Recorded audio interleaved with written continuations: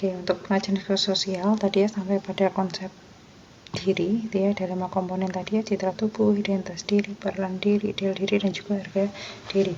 Citra tubuh ini misalkan kita bisa menanyakan kepada pasien bagian tubuh yang paling disukai atau bagian tubuh yang tidak disukai oleh pasien. Kemudian di sini juga ada identitas diri, ada peran, dan seterusnya. Oke, mungkin langsung ke contoh nih ya. Contohnya saat kita melakukan pengkajian pada bagian citra tubuh ya. Contohnya misalkan di sini jawaban pasien yang bisa kita tuliskan, klien mengatakan sangat suka dengan bentuk tubuhnya, terutama rambut, namun pasien tidak menyukai hidungnya karena pesek, dan seterusnya. Kemudian terkait juga dengan identitas diri pasien ya, sebagai anak perempuan dari 4 bersaudara dan seterusnya. Kemudian peran. Nah, peran ini berkaitan dengan tugas ya. Tugas apa saja sih yang biasanya dilakukan oleh pasien sebelum pasien masuk ke rumah sakit. Nah, kalau contoh kasus ini berarti kliennya ini di rumah perannya adalah membantu orang tua, atau misalkan perannya sebagai tulang punggung keluarga dan sebagainya. Kemudian ideal diri. Ideal diri di sini isinya adalah harapan atau cita-cita ataupun keinginan yang saat ini menjadi keinginan yang sangat kuat bagi pasien. Contohnya adalah klien mengatakan ingin cepat sembuh dan ingin cepat pulang karena ingin bisa berinteraksi dengan orang lain. Kemudian selanjutnya adalah harga diri. Harga diri ini adalah perasaan yang dimiliki oleh pasien tentang keberadaan dirinya. Apakah pasien itu merasa bahwa dirinya masih berharga, masih dibutuhkan oleh orang lain, ataukah tidak? Gitu ya. Itu adalah harga diri. Ya, jadi kalau misalkan di sini pasien menganggap bahwa dirinya itu adalah orang yang tidak berguna, orang yang tidak berharga lagi ya, maka masalah perawatan yang dapat muncul di sini adalah harga diri rendah. Untuk masalah-masalah perawatan atau masing-masing topik 7 diagnosa gangguan jiwa akan kita diskusikan setelah ini ya. Kemudian di sini ada genogram ya. Untuk bagian genogram, ini contohnya. Untuk genogram pada aspek jiwa itu masih isinya lebih banyak dibandingkan dengan genogram untuk aspek yang lainnya. Kalau kita lihat di sini banyak simbol-simbol kayak gini ya, karena ini sudah jelas orang yang meninggal. Ini ada garis 3 ini menunjukkan bahwa suami istri ini memiliki hubungan yang sangat dekat ya. Jadi di sini ada penjelasannya. Ini bercerai, kemudian kalau ini saya rasa sudah familiar ya. Kemudian selanjutnya, nah ini kalau ada garis strip satu kayak gini berarti pisah ya, atau hubungannya tidak baik.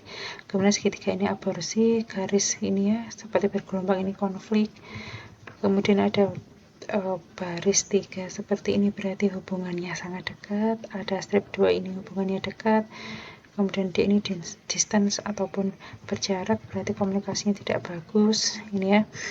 Kemudian kalau ada simbol seperti ini berarti orangnya menghindar. Oke, contohnya ini ya, ini seperti kalau kita lihat suami ini memiliki hubungan yang sangat dekat dengan istri. Nah, dari pasangan suami istri ini memiliki anak ya, memiliki anak 1, 2, 3. Nah, si ibu ini berarti hubungannya tidak terlalu dekat dengan anak yang kedua, di mana anak kedua ini punya konflik dengan saudara iparnya ya, dan seterusnya ya. Jadi pengkajiannya tetap dilakukan 3 generasi. Untuk genogram cuman keterangannya harus lebih lengkap seperti ini. Apakah ada anggota keluarga yang memiliki konflik, kemudian hubungan terdekatnya bagaimana, ini harus digambarkan.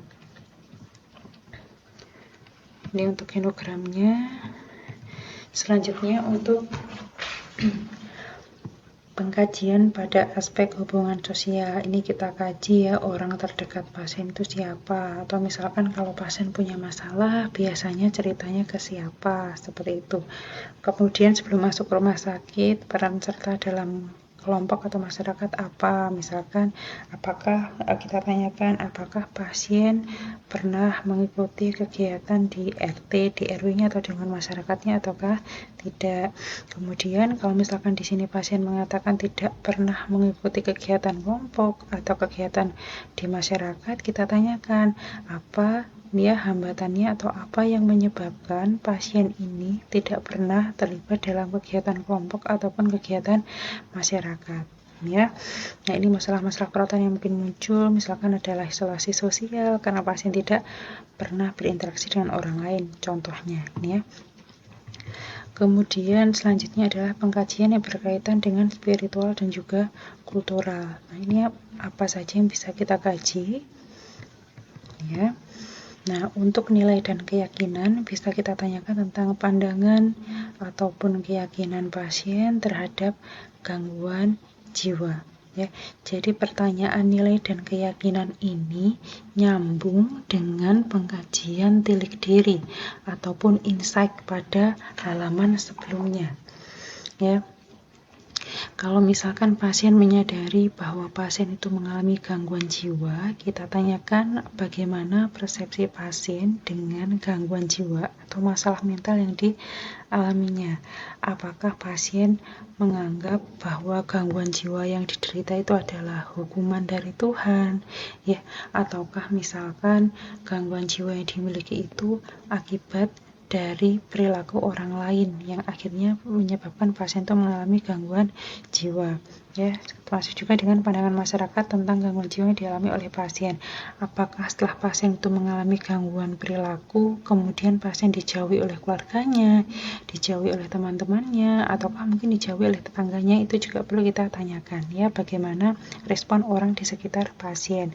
Selanjutnya untuk kegiatan ibadahnya kita tanyakan agama pasien itu apa, kemudian kegiatan ibadah yang dilakukan sebelum masuk rumah sakit apa saja, kemudian kegiatan ibadah yang dilakukan oleh pasien saat masuk rumah sakit apa saja, itu kita tuliskan. Ya. Nah, kemudian kalau pasien di sini misalkan ya ada data yang menyebutkan bahwa pasien tidak pernah melakukan aktivitas fisik, ada beberapa masalah perawatan yang bisa muncul ya, ada distress spiritual dan ada gangguan pemenuhan kebutuhan spiritual. Nah, ini ada diagnosanya di SDKI, bisa dibaca di sana.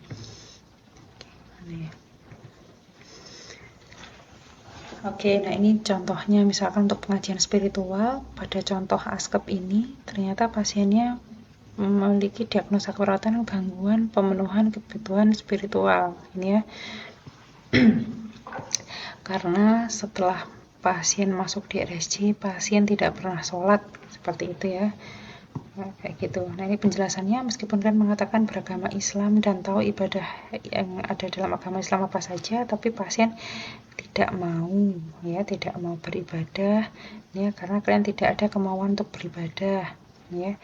Tapi ketika ketidakmauan beribadah yang dimiliki oleh pasien itu tidak mengaruhi kegiatan-kegiatan sehari-harinya. Contohnya cemas atau tidak bisa tidur karena belum sholat. Ini ya, contohnya ini diagnosa ini ada di SDKI. Kemudian selanjutnya untuk kebutuhan persiapan pulang. Nah, ini terkait dengan kebutuhan ADL ya. Apakah ketika di rumah sakit itu kemampuan makan pasien apakah mandiri, bantuan minimal atau bantuan total, ini kita bisa centang di sini. Ya. Ini bisa dituliskan di sini. Nah, selanjutnya untuk pertanyaan dari mekanisme coping. Masih ingat ya bahwa mekanisme coping itu adalah suatu cara ataupun suatu kemampuan yang dimiliki oleh pasien dalam mengatasi stresor ataupun dalam mengatasi masalah. Ya, jadi bisa kita tanyakan kepada pasien kalau pasien sedang punya masalah atau ketika pasien punya banyak pikiran, apa saja yang biasanya dilakukan oleh pasien? Apakah pasien bercerita dengan orang lain, ya? Ataukah kalau misalkan sedang banyak pikiran dipakai untuk olahraga? Ini adalah cara yang adaptif, ini berarti cara yang positif ya. Ataukah mungkin ketika pasien punya masalah, dia larinya ke arah yang sifatnya maladaptif atau yang negatif, misalkan minum alkohol, mencederai diri sendiri, atau misalkan dipendam sendiri. Kalau punya masalah itu bisa dituliskan di sini. Nah, kalau misalkan pasiennya ternyata ketika punya masalah cenderung minum alkohol, mencederai diri, atau misalkan cenderung menyendiri atau mengisolasi diri, kita tuliskan di sini ya pada bagian penjelasan, dan masalah perawatannya bisa kita tuliskan mekanisme coping individu efektif ya. Kemudian selanjutnya ini pengertian untuk masalah psikososial dan juga masalah lingkungan. Nah, ini ya contohnya misalkan adalah masalah dengan dukungan kelompok. Ini contohnya adalah contoh sederhananya misalkan ya, ketika pasien dirawat di rumah sakit pernah nggak dijenguk oleh keluarganya, pernah nggak dijenguk oleh tetangga atau oleh temannya misalkan ya. Kemudian masalah yang berhubungan dengan lingkungan ya, ini juga bisa kita tanyakan kepada pasien. Setelah pasien mengalami gangguan perilaku, ada nggak sih perubahan perlakuan yang diterima oleh pasien dari lingkungan sekitarnya. Kemudian masalah pendidikan ya, ini bisa kita tanyakan ya, pasien ini pernah sekolah sampai jenjang pendidikan apa, kemudian lulus atau tidak. Kalau misalkan pasien tidak lulus, kita tanyakan kenapa kok pasien tidak lulus ya. Kemudian masalah yang berkaitan dengan pekerjaan. Nah, ini kita tanyakan dulu pasien ini bekerja sebagai apa, kemudian dulu tinggalnya di mana. Kemudian selanjutnya untuk masalah ekonomi ya, misalkan dari hasil pendapatan yang diperoleh dari bekerja itu apakah cukup untuk memenuhi kebutuhan ekonomi pasien ataukah kebutuhan ekonomi keluarga atau tidak. Kemudian juga kita tanyakan ya masalah yang berkaitan dengan pelayanan kesehatan. Kalau pasien sakit atau misalkan pasien merasakan perilakunya mulai berubah, pasien tahu nggak dia harus kemana, kayak gitu ya. Ini kita tuliskan di sini. Nah, ini selanjutnya untuk pengajian kurang pengetahuan tentang ini apakah pasien bisa nggak menjelaskan tentang gangguan jiwa yang sedang dialami. Nah, pengkajian ini juga nyambung dengan pengkajian tadi ya di atas ya, insight atau daya telik diri. Pasien tahu nggak kalau dia itu sekarang saat kita melakukan pengkajian itu mengalami gangguan jiwa atau tidak. Kalau misalkan pasien tidak mengetahui tentang gangguan jiwa atau gangguan mental yang dialami, berarti bisa kita centang di sini. Kemudian, nah ini nyambung juga dengan ini riwayat penyakit sekarang ya, atau kenapa alasannya pasien itu dibawa ke rumah sakit. Kalau pasien tidak bisa menceritakan, kenapa tidak bisa menceritakan dengan tepat, kenapa pasien dibawa ke rumah sakit, berarti ini juga dicentang. Ya, berarti masalah perawatannya di sini adalah kurang pengetahuan tentang misalkan ya tentang kondisi gangguan jiwa dan seterusnya. Nah, ini untuk aspek medis ya, untuk diagnosa medisnya bisa dituliskan di sini. Untuk terapi medisnya juga ini ya obat-obatan ataupun terapi yang terima oleh pasien. Nah, untuk diagnosa medis ini semoga masih ingat ya, kemarin sudah kita bahas ada yang beberapa rumah sakit itu diagnosa medisnya menggunakan diagnosis multiaksial ya, ada aksis 1, aksis 2, aksis 3 dan seterusnya. Ada di sini ya. Nah,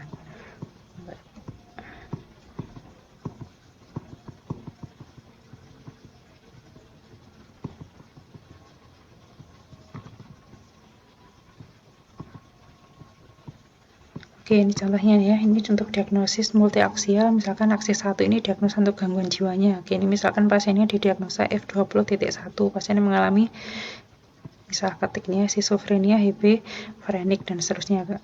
Kemudian apakah pasien aksis 2 ini pasien mengalami penyakit fisik atau tidak, aksis 3 ini apakah pasien ini mengalami gangguan kepribadian atau tidak. Ini ya dituliskan di sini.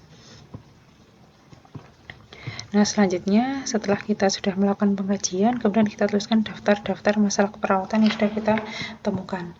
Tadi kan pada masing-masing poin pengajian pasti selalu ada masalah keperawatannya apa. Ini masalah keperawatannya apa. Itu semua kita tuliskan pada daftar masalah keperawatan. Sehingga untuk daftar masalah keperawatan ini mungkin akan banyak sekali muncul masalah keperawatan.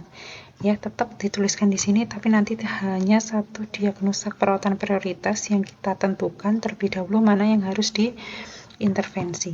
Ya, itu untuk pengkajian. Sudah selesai untuk pengkajian di sini. Ya, selanjutnya untuk penetapan analisa data.